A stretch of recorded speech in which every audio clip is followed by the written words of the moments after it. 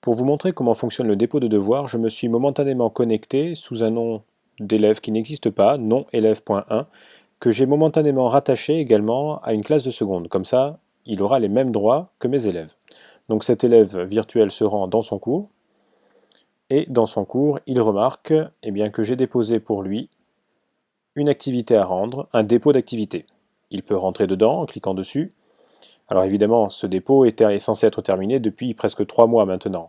Donc ça montre aussi que si vous arrivez en retard sur le dépôt, à condition qu'il ne soit pas déjà fermé, votre enseignant verra que vous êtes en retard et de combien de temps.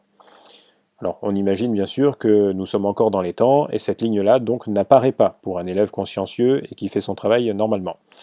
J'ajoute un travail et je suis conduit à une fenêtre où j'ai plusieurs solutions. Ça dépend en tout cas du paramétrage de mon enseignant. Soit je peux déposer ici ou taper directement le texte de mon devoir. C'est ce qu'on appelle le texte en ligne. Je peux, si j'ai besoin, débloquer les options du clavier en cliquant ici sur ce petit bouton. Autre solution, ce que je vous conseille, si vous n'avez que ça en tout cas pour rendre votre devoir, ce n'est pas de taper votre devoir directement dans cette fenêtre. Imaginez que vous ayez une longue dissertation à rendre, et puis qu'au bout d'un moment, une coupure arrive avant que vous n'ayez enregistré. Là, je vais faire semblant justement de réactualiser la page. Vous allez donc du coup perdre votre travail. Voilà qui est fait. Et ce serait quand même dommage si vous avez 45 minutes ou 1 heure de travail directement dessus. Ce que je vous conseille de faire, c'est d'utiliser un traitement de texte sur votre machine ou en ligne. On a vu justement dans une autre vidéo plus bas les drives. Imaginons que j'ai fait ma dissertation sur mon Google Drive, sur un document à part, peut-être en combinaison d'ailleurs avec un camarade. Je vais sélectionner mon test, donc CTRL A, puis le copier, CTRL C. Dès que c'est fait, je peux aller dans ma fenêtre de texte en ligne et je fais un CTRL V ici pour l'ensemble de mon document. Voilà, mon texte est apparu, ça m'a pris à peu près 1 minute, je peux le remettre en page si ça me fait plaisir pour faire une jolie présentation. Mais c'est pas très grave si jamais il y a une perte d'internet puisque j'ai mon texte toujours en ligne et soigneusement sauvegardé ici. Donc je pourrai revenir à mon travail sans problème. Si je suis content, je mets enregistrer et ça part, mon enseignant donc aura mon travail. Il se peut aussi que votre enseignant vous ait ouvert le droit d'un dépôt de fichier. Alors ça veut dire que vous pourrez glisser votre document directement dans cette fenêtre. Exemple, eh bien, je vais aller de nouveau sur ma petite présentation et je vais faire un export. Donc je télécharge le fichier au format .doc pour l'exemple, puisque c'est un format qui est très souvent utilisé par les élèves.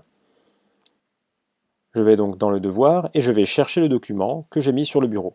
Donc le texte en ligne ici, voilà, la dissertation, pardon. Et je n'ai qu'à cliquer glisser dans la fenêtre de dépôt et pas ailleurs. Voilà, quand le document apparaît avec son icône, c'est que j'ai bien déposé mon travail. Si jamais je ne le dépose pas dans cette fenêtre, il se peut que ce document s'ouvre directement ici dans le navigateur. Je vais le mettre à côté. Voilà, il va me proposer de quitter éventuellement cette page. Si jamais je l'accepte, eh bien, je vais croire que mon document est posté parce qu'il s'ouvre dans le navigateur. Ça marche pour un PDF, mais ce n'est pas le cas. Vous voyez, il a disparu ici de mon dépôt. Donc je vais le rechercher. Et voilà. J'écrase le premier. Et là, je suis certain que le travail est bien déposé. J'enregistre ici.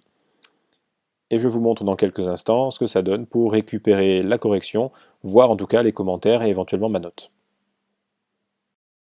Lorsque mon professeur m'a prévenu qu'il avait corrigé mon travail, je peux retourner sur Moodle, donc là je suis toujours connecté sous le nom de cet élève. Je vais dans le cours dans lequel j'ai déposé mon travail, et plus précisément, je retourne dans le dépôt de l'activité en question. Je clique dessus, mais cette fois-ci, au lieu de me proposer remettre un travail, j'ai modifié le travail, si mon prof me l'a permis, ce que je ne vais pas faire puisque le travail a été posté et qu'il est corrigé.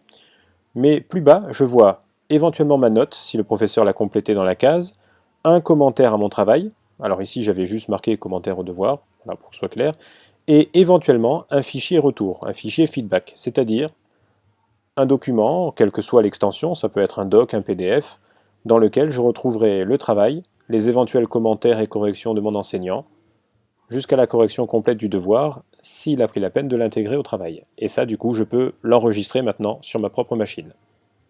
Et le garder comme si c'était une copie déjà notée.